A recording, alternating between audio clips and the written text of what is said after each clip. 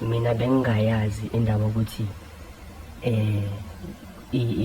lento ucansi yenziwa kanjani yabo kusho ukuthi manje wasiwangibamba umamncane. Ake ngibingelele mbukeli lapha ekhaya igama ngumzothule ngokashembe isibongo mafofuke njengetengabani samba nesamba umkosi angalala maqedo lala bafaza nokhaje isikhundla khondla uthi mawuvimba ngala uthi kusungale ngumkhovo oyiphayi madekeni oyishasa nkentela egole lathi gola amadoda silapho sifikile qathatha sinetha zeka TV sokhuluma udaba olithinta umfowethu usibhalele naye inkinga ke yakhe akaxoli uthi akaxoli ngesimo esenzeka kuyena ekukhuleni kwakhe semncane. Mfowethu asikubingelele sukuba sekwamukela kwinetha zeka TV. Yebo sabona baba. Yebo. Ngoqhamuka emlanjeni endaweni esemlanjeni. Okay. Mfowethu okubalekile la isekuthena ukuthi sikufihle isimo sokuthi umndeni mkhulu udaba lakho lithinta umndeni kakhulu. Akusitshele kungani usibhalele? Baba ngikubhalele ngongani ukuthi mina khona engifuna ukugonyuluka manje ngikhulume mhlambe ngokungehla lapha kini lokho ukuthi mina baba angazi ngiqale ublendaba ukuthi manje mina ekhaya siwumndeni like omkhulu njengoba siwumndeni omkhulu kaso mangikhula mina bengingayazi indaba ukuthi lento ucansi yenziwa kanjani yabo kusho ukuthi manje wasiwangibamba umamncane wangibamba wathi ngiyibambe lento lena ngingayazi wahle wathatha lokhu kwami wakukhuhla lapha kuye manje ngase sekuyachokeka sekuyamnandeka manje angazi lento ngenzele ngibe nesifo sokulala abantu abaningi ngiyathanda ukulala mina sengiyalala manje. Emake mfowethu ngifuna singene la lento iqala uhlala naye umamncane noma uhlala kanjani ekhaya manihlala egcekeni lento uyenza ngasiphi isikhathi basuke bekhona bomndeni noma ubaba wakho yena wayekhona ekhaya egcekeni? Cha baba bengekho nokusho ukuthi ngamthola ngaleso sikhathi umamncane ehlalele nje kuphela endlini nawaseshiyayi ngase ngibona manje mase ngikhulu ukuthi umuntu omdala wayibanjwe isimo sokuthi phela indlala ukuthi hayi kuyavuka kimi ukuthi hayi yayimbambile ke ngoba waye umuntu noma sesihlili nje angiqhwetha athi asami siyophinda ngibona ukuthi indlala into nje uthi owakhula wena uyijwayele mawubamba iminyaka lapho ubamba miphi iminyaka kwenzeka leso simo ekhaya wasuqala uqina kodwa izinto ungazazi? Baba like okusempileni ngengithi bese uma umthondo wami wona bese uhlaba phezulu manje nabanye baba angiyabona ukuthi manje angazi ukuthi ukhona umuntu okwazi ukulala umuntu njengami manje angazi ngakhula nayo lento mangimbuka nje umuntu wesifazane ngathi ngamginqa ngaleso sikhathi ngemlale because ngakhulwa ukuthi mina umuntu vana banjwe alalwe ngakhula kanjalo so manje kube isimo lesoko esisemqondweni ke baba. Ngizwe kahle mfowethu ngifuna ukuthi sike siyicacisekele ekuthenini ukuthi iqale lento semncane kodwa izinto sezima imizwa isisebenza asikubheke lokho ekutheni ngoba kuya effect manje empilweni oyiphilayo ngenkathi uthi wena uma ubona lo owesifazane ukuthi sengathi ungakwenza lokho nakuyena uma kuya ngokuthi uyambona uyayibheka yini age yabo noma ukholela nalaba ukuthi abangaphezulu kwakho ungakwenza lokho noma kuthiwa umuntu osondelene naye emndenini? Angeke ngisho nje ukuthi omndeni. Ake ngisho ukuthi mina abantu abadala ngiyabathanda. Noma bengenayo imali nje ngiyathanda nje mangilali nomuntu omdala angiyeza ukuthi inhliziyo yami iyahlambeka yabona. Mangileli nomntana omncane angizwa kahle yabona. Lento iyona ke esiyinkinga ke le iqala ngalesa sikhathi uyena usaphila niyeka nanini ke mayiphila mayingasekho kwenzakalani ngoba wena ukhuluma indaba ukuthi awukholi ukuxola kulento manje eyenzeka ngoba iyenzeka lento usuyibona manje ukuthi kahle kahle iyona esikudalela isici kuwena empilweni yakho nayeka nayeka kanjani ngoba sayeka ngesimanga sokuthi ngatshena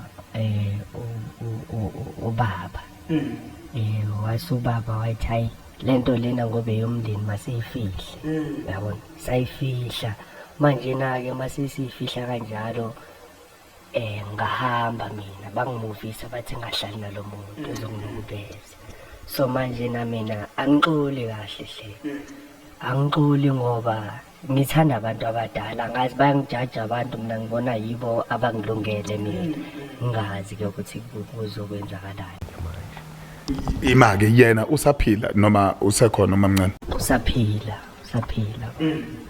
namanje awazi ukuthi ungakhuluma kanjani manihlangana naye ikuphi enixoxayo ngoba ke angeke ngithi baba ukuthi mina ngivele ngazi iphe ngizoxoxa naye yena impilo yakhe yaqhubeka mina kusenaso lesasilonda lesiyana sokuthi phela umamncane kona ngiyabambeka nje kanjalo ngoba ngeke ngaya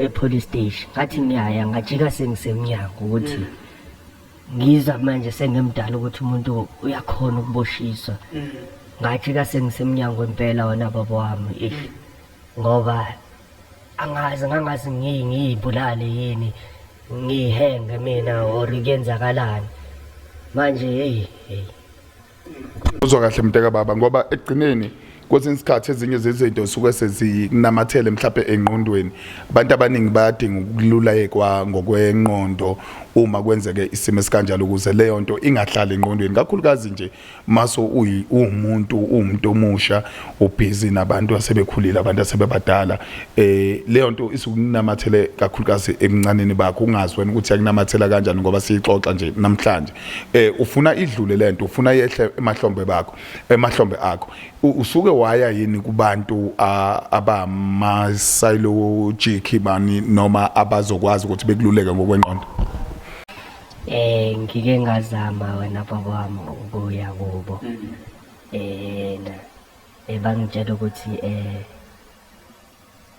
like mabekhuluma nami bakhuluma nami ngifike lapha kubo ngikhale balokho besho into eyodwa nje akupholi kodwa bayazama ukusho bona ukuthi bangisize ngoba nami akukho la ngawutholanga khona usizo nona baba wami so baba ngizile ukuthi uhlelo liyabasiza abantu bayaconfessa lana so ngithi angibhale ngizama nami yabona manje mase kutholakala ukuthi manje na baba ngiyakonyuluka nami ukuthi ingasangihle lento lena wona baba wami ngoba lento ngiyayibona ithinta umndeni phakathi ubaba wakho wathi akwehlisa umoya ngiyomndeni akafuna icapakele kephi emndenini okay ukhuluma iqiniso lapho ingakho ngifuna ukuthi lento siyibambe ngohlelo oluthile kakhulukazi mothi wena uyagonyuluka ufuna ukusizakala